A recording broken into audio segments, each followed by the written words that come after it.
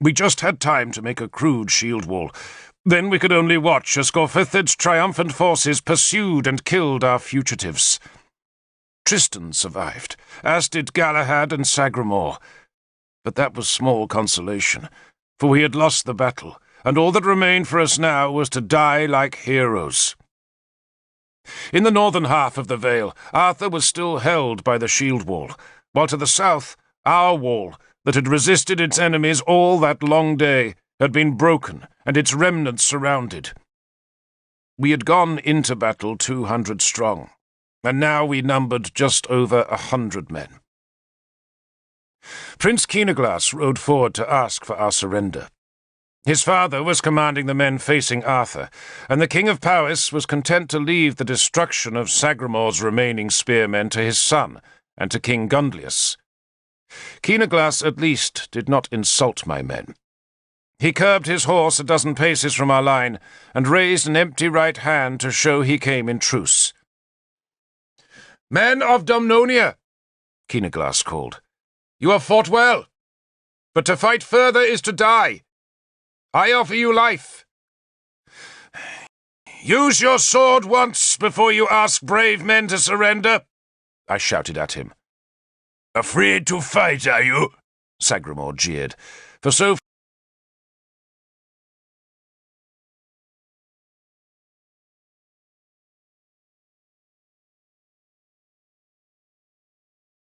far none of us had seen Gorfythid, Keenaglas, or Gundlius in the front of the enemy shield wall.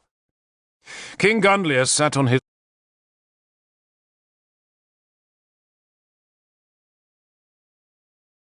and now we numbered just over 100 men.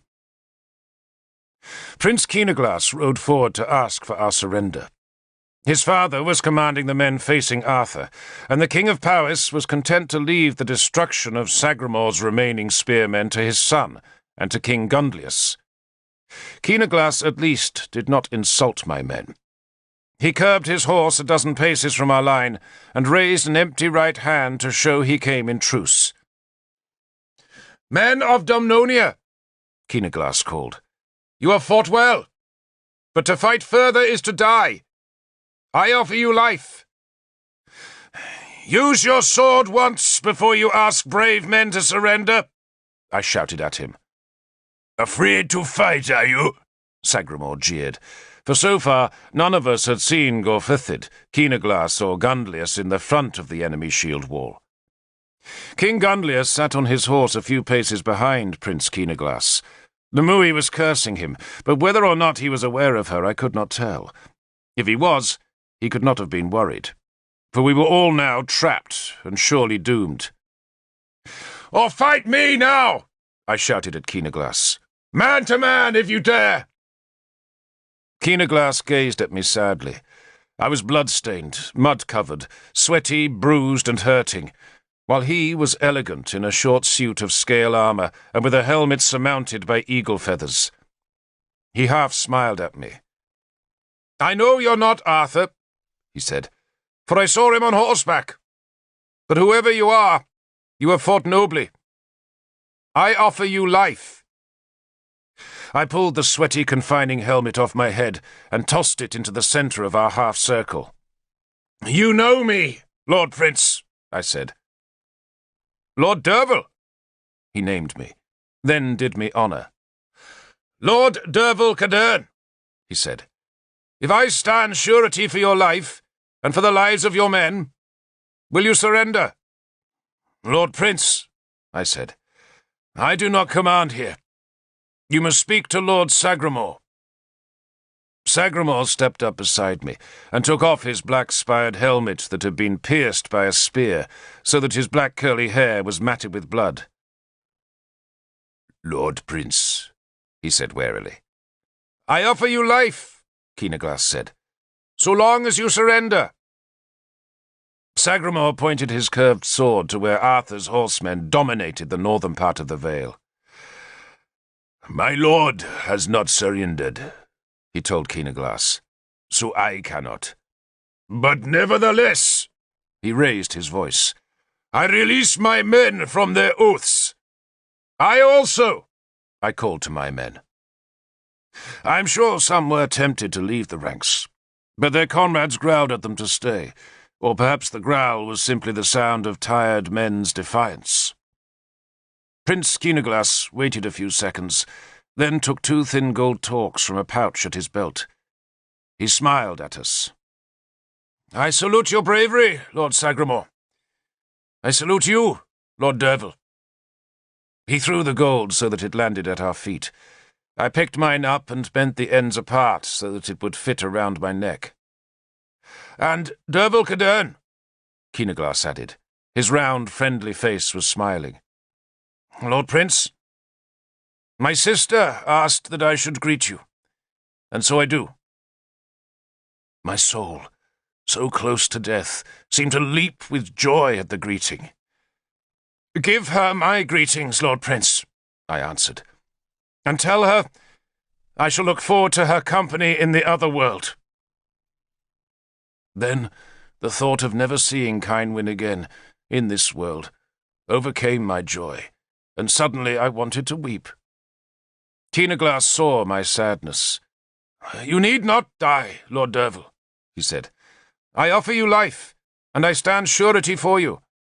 I offer you my friendship, too, if you will have it."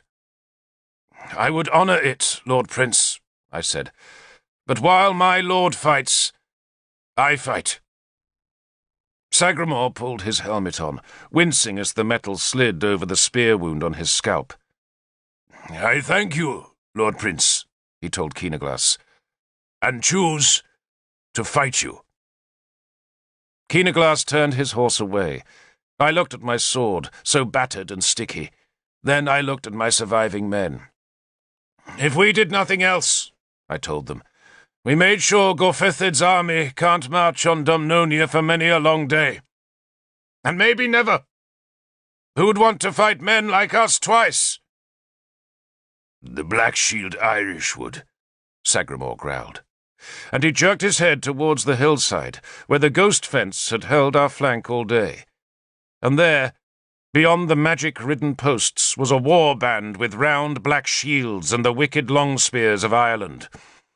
It was the garrison of Coles Hill, Oengus Mac Iron's Black Shield Irish, who had come to join the killing. Arthur was still fighting. He had torn 1/3 of his enemy's army into red ruin, but the rest now held him checked.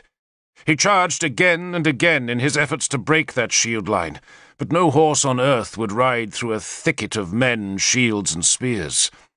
Even Clanray failed him, and all that was left for him to do, I thought, was to thrust Excalibur deep into the blood-reddened soil and hope that the god Gorfanon would come from the darkest abyss of the otherworld to his rescue. But no god came, nor did any man come from Magnus. We later learned that some volunteers had set out, but they arrived too late. Powys's levies stayed on the hill, too scared to cross the ghost fence, while beside them were gathered more than 100 Irish warriors.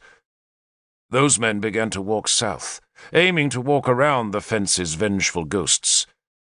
In a half-hour, I thought, those Black Shield Irish would be joining Keenaglas's final attack. And so I went to Nimue. "Swim the river," I urged her. "You can swim, can't you?"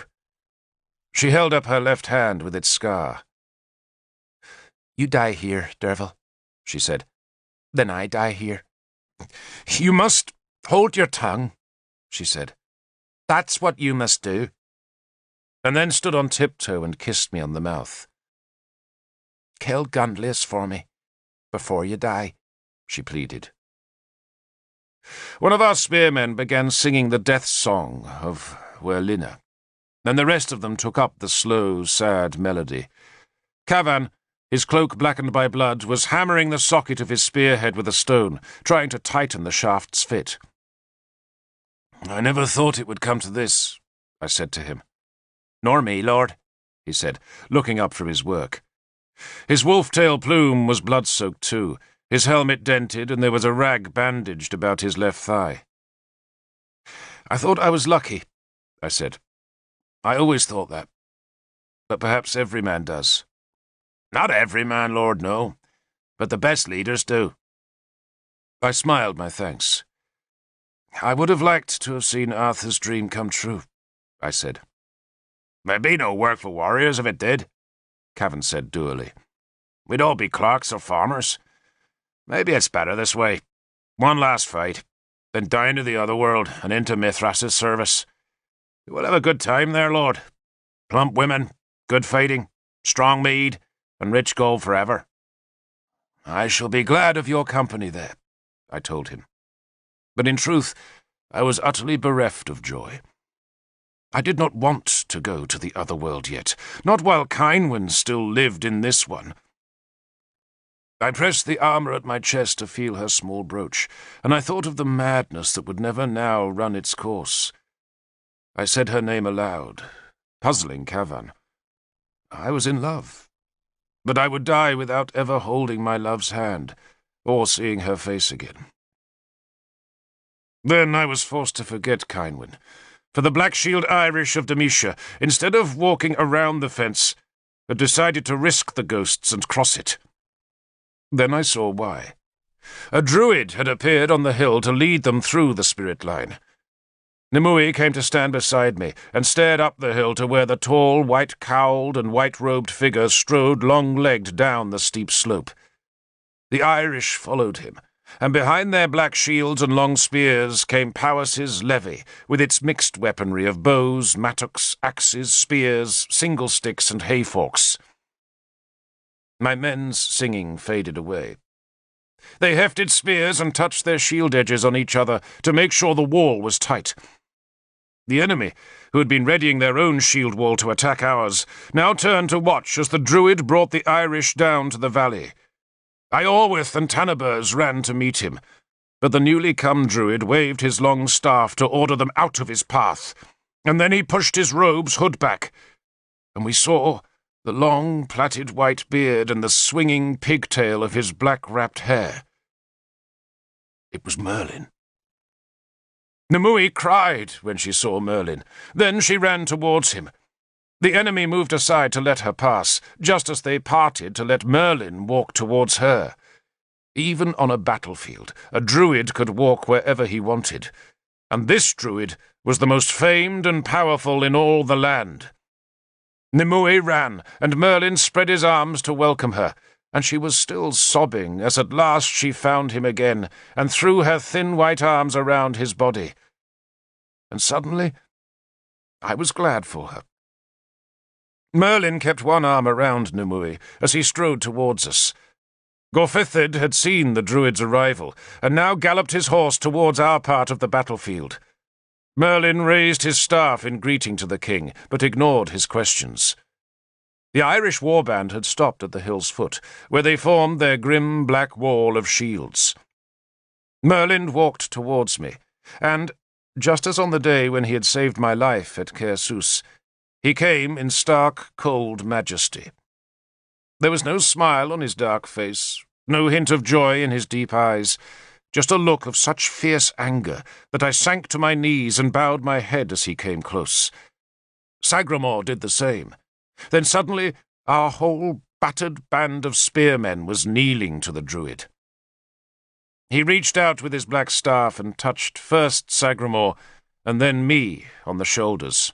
"Get up," he said, in a low, hard voice, before turning to face the enemy. He took his arm from around Nimue's shoulders and held his black staff level above his tonsured head with both hands. He stared at Gorfithid's army, then slowly lowered the staff, and such was the authority in that long, ancient, angry face, and in that slow, sure gesture, that the enemy all knelt to him. Only the two druids stayed standing, and the few horsemen remained in their saddles.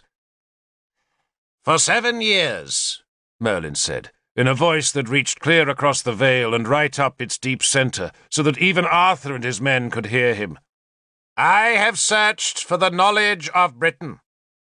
I have searched for the power of our ancestors